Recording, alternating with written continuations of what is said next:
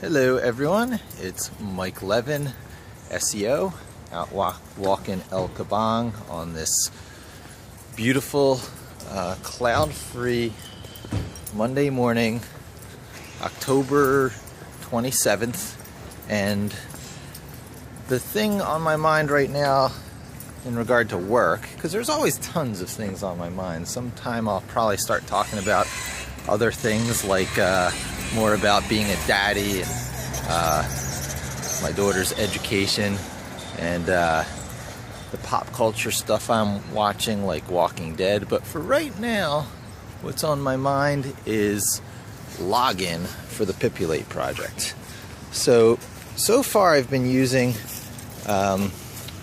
Google login credentials that are manually entered, and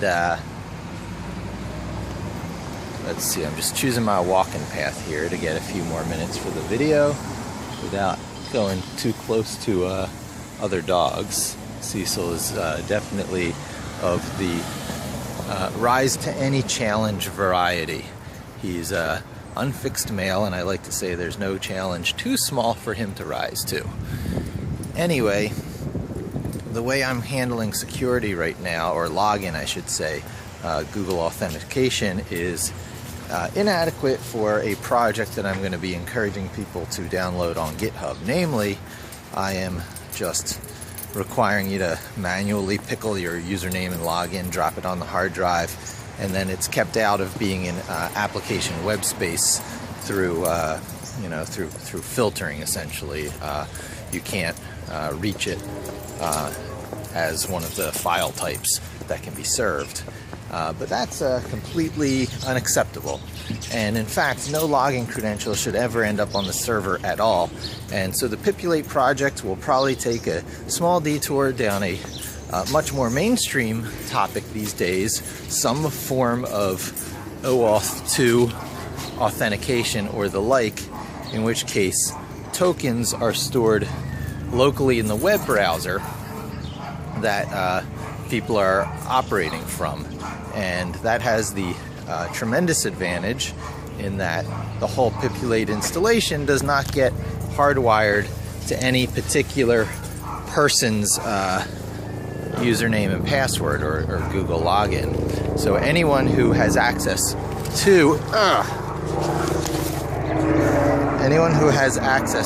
an instance of a Pipulate server can provide their own username and password and have all the Google Docs that are created actually be their own, with no other shared ownership. Unlike the last time I implemented such a system, where there was a concept of an administrative username and password, one that had the magic power to do question mark replacement, and everyone else just got shared into the documents that it created. And this created a variety of complications. Hey Dan, how you doing? Good, good. Not the least of which was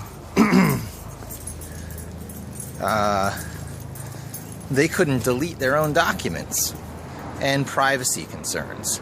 But the way it was implemented originally, there would be only a few centralized servers handling the job for everyone, and everyone using such a system would essentially go to a particular domain and use it, just like most other web applications these days. But I plan on Pipulate being different. It should run off of your own desktop, it should run off of Raspberry Pis, it should run off of cloud servers. So without any of these, restrictions being tied to a particular centralized server, there's really few other choices to handle authentication than to never put any authentication on any of the servers, because you don't want this stuff sitting around, not even necessarily in encrypted format on the drive. Instead, OAuth2 is an interesting authentication scheme by which username and passwords are never actually used, but tokens, temporary tokens are given that serve as both username and password, and they persist for as long as you tell it to persist. Usually it's session based, so the next time you close and open your browser or completely quit out of your browser and come back, you would have to log in again. And this is probably the way to do it. There will be the additional complication with Google, with people using two-step authentication will not be able to use just their normal username and password unless I can find a library that supports typing the code back in that you're given through SMS or some other means. So likely you'll have to use application-specific passwords, which is sort of a way to get around two-step authentication for people who have it set but still want to use old-fashioned systems that require it.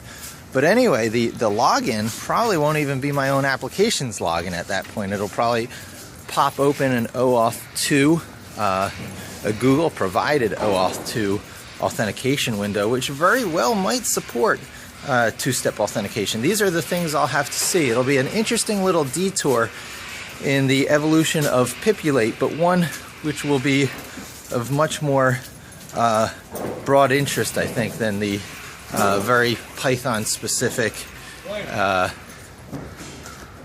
subject matter that I've been handling so far.